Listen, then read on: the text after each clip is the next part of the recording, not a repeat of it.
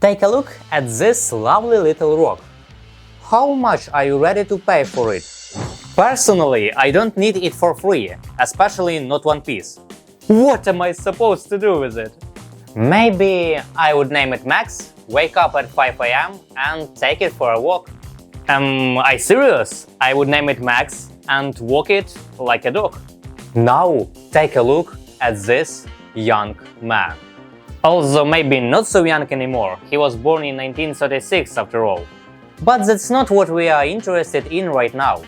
We are curious about how he made $5 million just by selling these pets. Just imagine! Millions of people bought a rock as a pet just for the fun of it. At its peak, Gary Dahl was selling 10,000 rocks a day. You might find this funny, but try selling a rock to someone yourself. To give you an impression, back in 1975, the price was $4 per rock. In today's money, that's about 25. And if in 2024 you tried to get an original pet rock from 1975 in perfect condition, it would cost you at least $100, if not several $100. To figure out why it got so popular, we need to go back to 1959. Specifically to September 26. Can you guess what happened then? It was the start of the most significant war of the second half of the 20th century, the Vietnam War. At first view, these events seem unrelated, but look closer. The war ended in the same year, 1975. What was happening during this war? First, there was total censorship. The press only reported positive news and no negativity. But people saw that things weren't as great as they were told. Americans lost more than 214,000 people, either injured or killed. Many families were destroyed by this. People started rebelling. This war had nothing to do with them, but for some reason they were the ones who had to fight. In the end, America left Vietnam. For US citizens, all these events turned into a massive source of stress. Let's agree that by then they only wanted one thing – to rest and escape from it all. Remember these words. They just wanted to rest and escape. We will need them in a few minutes. Meanwhile, let's go to a bar with the guys and relax after a hard day's work. That's exactly what Gary Dahl thought one evening 1975. They weren't talking about any business topics. They were just discussing life. And then they switched to talking about pets. They talked about how hard it was to wake up at 5 AM to walk their dog. And about other unpleasant things.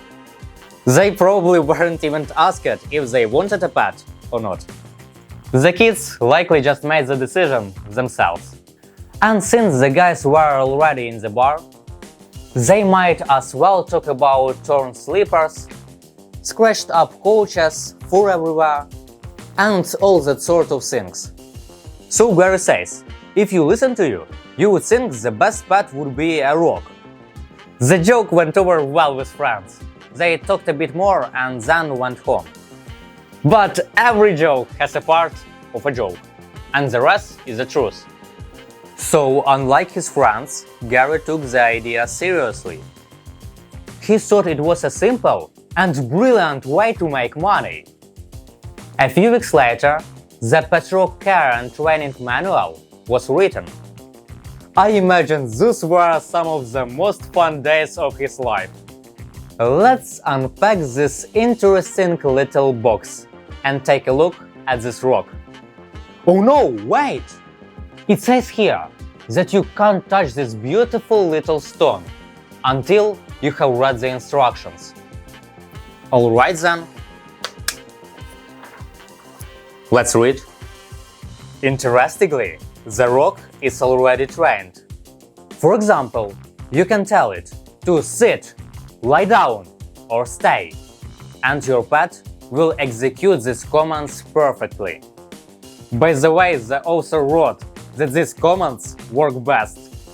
There is also a command called attack, but you need to know how to use it. Here is a direct quote. When the adversary approaches within arm's length and demands all your money, credit cards, and other valuables, follow these easy steps. Reach into your pocket or purse as though you were going to comply with the mugger's demands. Extract your pet rock. Shout the command attack! And bash the mugger's head in. Your pet loves this exercise. Well, let me finish laughing. Alright, let's continue. If when you remove the rock from its box, it appears to be excited, place it on some old newspapers. The rock will know what the paper is for and will require no further instructions. It will remain on the paper until you remove it. This is truly a fantastic pet. I once tried to take pictures of my hamster, and I barely managed to get a couple of shots. That little oval only sat still after I gave it some seeds. Now that we know what was in a box and how a trained rock can knock out a thief's teeth, the success depended on whether Gary Dahl could convince people that an ordinary rock would bring a lot of joy. Now remember what I asked you to remember. They just wanted to rest and escape. In one interview he said, "I just packed a little bit of fun into a box," which was exactly what these tired people needed. The only thing left was to convince people, and Gary began a marketing campaign. Newsweek magazine called it one of the most ridiculous campaigns ever. But can something that worked really be ridiculous? The man correctly identified a huge need among his contemporaries. They wanted a pet, but didn't want to take care of it. They were tired of the complicated situation in the country, and the rock is a completely simple thing. Moreover, such radical and unusual products attract media attention. And the media has a huge audience. Therefore, their coverage generates massive publicity. Pet rock was actively on the market for 5 years. During that time, 1.5 million rocks were sold. After that, it's understandable that people got bored and sales dropped off. Though, to be precise, this happened not after 5 years, but after 5 months. Because it was during the first 5 months that 1 million pets were sold. In today's money, that's about 160 grand in earnings per day. Of course, that's gross, but if Gary pocketed even 50k, that's an incredible achievement. After that, the company just costed along. Although, you know, it costed pretty well. By today's money, Pet rock was bringing in $2,060,000 a year, or about 7.5 grand a day.